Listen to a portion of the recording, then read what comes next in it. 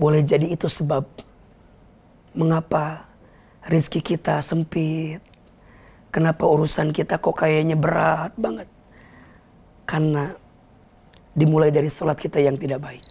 Walaupun hidup 1000 tahun, kalau tak sembahyang apa gunanya. Mohon maaf, curhat ke manusia banyak sakit hatinya. Betul? Betul. Lebih baik curhat sama siapa? Allah. Sholat, betul? Kamu nanya, Ustaz jawab. Dipersembahkan oleh CDA, ikan olahan bermutu. Assalamualaikum warahmatullahi wabarakatuh. Waalaikumsalam warahmatullahi wabarakatuh. Yang lain semangat, tapi ada satu wajah yang dari awal tuh kayaknya murung banget, suaranya tuh nggak terdengar. Puasa nggak? Sholat nggak? Kayaknya dia mau ditanyain sama Ustadz ya. Mau tanya dong Ustadz. Kamu nanya, Ustaz jawab dong. Jadi saya tuh lagi pusing Ustadz. Saya juga gelisah karena saya tuh banyak masalah. Dan saya juga sholatnya tuh bolong-bolong. Apakah semua masalah saya ini karena sholat saya bolong-bolong ya Ustadz? Terima kasih. Masya Allah. Ya ini pertanyaannya bagus banget ya. Bagus nggak? Bagus. Kenapa? Karena sholat itu adalah tiangnya agama. Rasulullah SAW menyampaikan as-sholatu imaduddin. Sholat itu tiangnya agama. Faman aqamaha faqad aqamaddin. Wa man tarakaha faqad hadamaddin. Barang siapa yang tegak sholatnya, maka tegak agamanya. Barang siapa yang rusak sholatnya, maka rusak juga agamanya. Artinya, kalau ada pertanyaan, apakah yang menjadi sebab hidup saya berantakan, hati saya nggak tenang, urusan saya nggak lancar? Bener nggak sih karena sholatnya nggak baik? Jawabannya iya. Karena ada rumus yang harus teman-teman pahami. Perbaiki sholatmu, maka Allah perbaiki hidupmu. Jaga sholatmu, maka Allah akan jaga hidupmu. Karena segala sesuatu akan jadi baik ketika sholatnya baik. Bahkan di dalam Al-Quran, surat Toha ayat 132, Allah subhanahu wa ta'ala berfirman, A'udzubillahi minasyaitonirrajim, wa'mur ahlaka bis sholat wastabir alaiha. Dan perintahkanlah keluargamu untuk sholat. Dan bersabarlah ketika engkau mendirikan sholat itu. Kalau sholatnya udah baik, kalau sholatnya udah benar, la nas'aluka rizqan. Jangan pernah bertanya tentang rezeki. Nahnu narzukuka. Kata Allah, kami yang akan menjamin rizkimu. Wala akibatul taqwa, sebagai akibat engkau bertakwa kepadaku. Artinya, mau nggak rezekinya lancar? Mau nggak hatinya tenang? Mau nggak hidupnya dikasih kemudahan? Mulai perbaiki dari apa? Dari sholat. Apalagi ketika bulan Ramadan saat ini, betul? Bulan Ramadan adalah bulan terbaik untuk kita mendekat kepada Allah. Salah satu amal ibadah yang harus kita perbaiki di bulan Ramadan, salah satunya adalah apa? Sholat. Yang wajib dijaga, yang sunnah ditambah. Ulangi. Yang wajib dijaga, yang sunnah ditambah. Yang wajib dijaga waktunya. Mohon maaf, mungkin kalau sebelum Ramadan azan zuhur jam 12, sholatnya jam berapa? Jam 1. Jam 2 kan? Nah, kalau Ramadan harus tepat waktu. Harus awal waktu. Kenapa Ahilman? Karena kata Nabi SAW, di antara amal yang dicintai Allah, salah satunya adalah as-sholatu fi awwali waktiha. Sholat di awal waktunya. Apalagi di bulan suci Ramadan. Yang wajib dijaga, yang sunnah ditambah. Di bulan Ramadan yang sunnah-sunnah ditambah. Qobliyah ba'diyah, betul? Bahkan di bulan Ramadan itu ada satu sholat sunnah yang kita dirikan di malam hari. Dan itu khusus ada di bulan suci Ramadan. Namanya sholat apa? Sholat tarawih. Man qama Ramadana imanan wahtisaban ghufirallahu ma taqaddama min danbi. Barang siapa yang sholat malam di bulan suci Ramadan dengan penuh keimanan, dengan penuh keikhlasan, maka Allah akan hapuskan dosa-dosanya yang terdahulu. Artinya ini menjadi satu poin besar bagi kita untuk memperbaiki sholat, khususnya di bulan suci Ramadan. Karena mohon maaf, kalau sholat kita nggak baik, ya, kalau sholat kita nggak bagus, boleh jadi itu sebab mengapa rizki kita sempit, kenapa urusan kita kok kayaknya berat banget. Karena dimulai dari sholat kita yang tidak baik. Maka dari situ kita harus paham, sholatlah sebelum disolatkan. Betul? Sholatlah sebelum disolatkan. Selagi kita masih bisa sholat, sholatlah.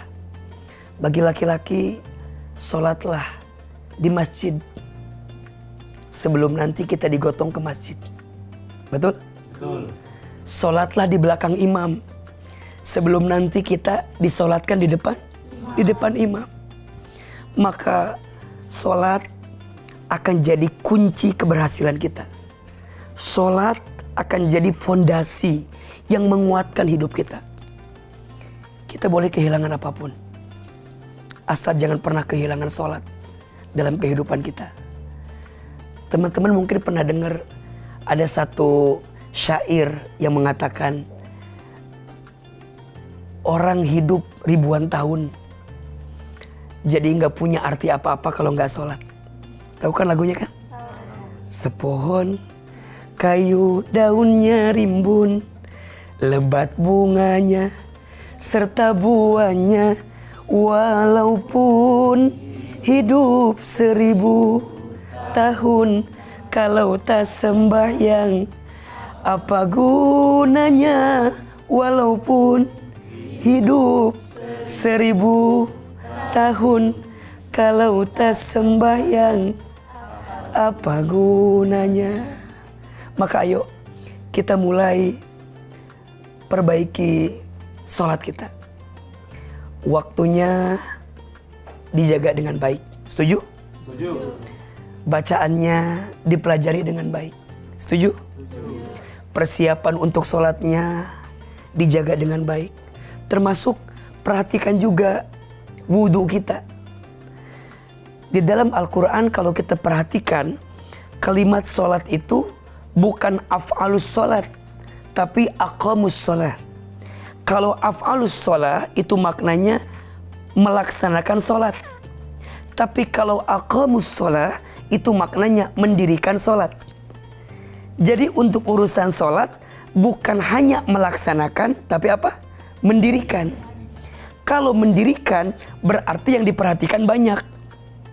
Sebelum sholatnya, ketika sholatnya, setelah sholatnya. Kalau melaksanakan hanya fokus pada pelaksanaannya. Betul? Makanya sholat begitu dipastikan sebelumnya ada wudhu. Betul? Ketika sholatnya ada kaifiyah, cara-caranya, ada bacaannya. Ini pertanyaannya teman-teman, ngerti nggak bacaan sholat itu artinya apa? Kok wajahnya agak mengkhawatirkan begini? Kalau kita pahami dalam sekali maknanya. Misal, kalau kita bedah Al-Fatihah saja, itu maknanya luar biasa. Isinya kayak kita curhat sama Allah. Dari mulai kita baca Bismillahirrahmanirrahim, dengan menyebut namamu ya Allah yang maha pengasih lagi maha penyayang. Itu kan maknanya begini, ya Allah, jika saat ini ada orang yang menyakitiku, ada orang yang merendahkanku, aku gak sedih ya Allah, karena ada Engkau yang mencintaiku. Naik lagi, alhamdulillahirabbil alamin. Segala puji bagimu ya Allah, Tuhan semesta alam. Itu maknanya apa? Kesombongan di hati kita semuanya kita hilangkan. Ya Allah, hamba punya apapun, sesungguhnya hamba gak punya apa-apa. Semua titipan dari siapa? Allah. Ar-Rahmanur Rahim, Maliki Yaumiddin, sampai kalimat iyyaka na'budu wa iyyaka nasta'in. Ya Allah, hanya kepadamulah kami menyembah dan hanya kepadamulah kami meminta pertolongan. Kata Allah, hambaku, apa yang kamu inginkan? Kita bilang sama Allah, ihdinas siratal mustaqim. Ya Allah, tunjukkan kami jalan yang lurus. Mungkin ada di antara kami yang sedang gelisah, ada yang sedang bimbang, ada yang sedang galau, ada kan? Ada yang lagi nggak menentu, ya Allah, kok bingung sekali. Minta sama Allah, ihdinas siratal mustaqim. Ini kan curhat sekaligus minta sama Allah, betul? Mohon maaf, curhat ke manusia banyak sakit hatinya, betul? Lebih baik curhat sama siapa? Allah. Sholat, betul? Sebelum sholatnya dipastikan, ketika sholatnya kita pastikan kita paham dengan bacaannya.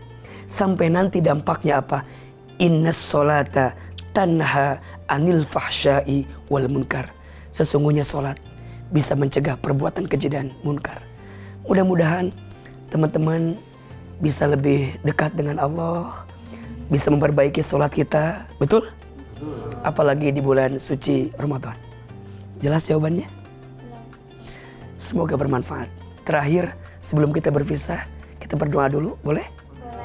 Angkat kedua telapak tangan kita. Kita berdoa kepada Allah, semoga Allah kabulkan doa-doa kita.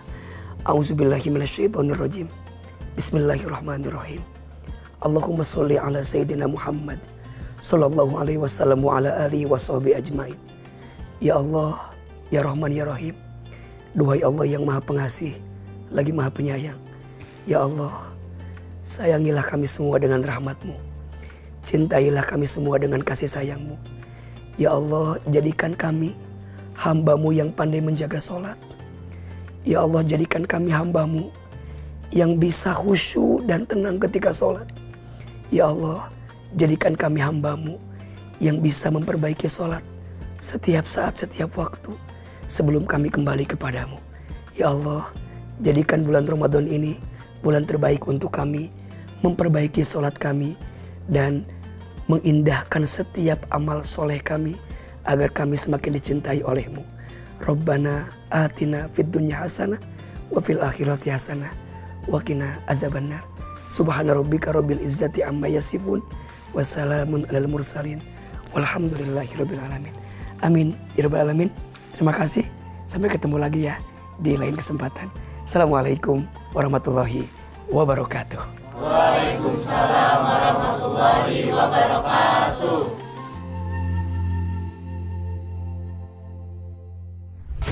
Kamu nanya, Ustaz jawab. Dipersembahkan oleh CDA, ikan olahan bermutu.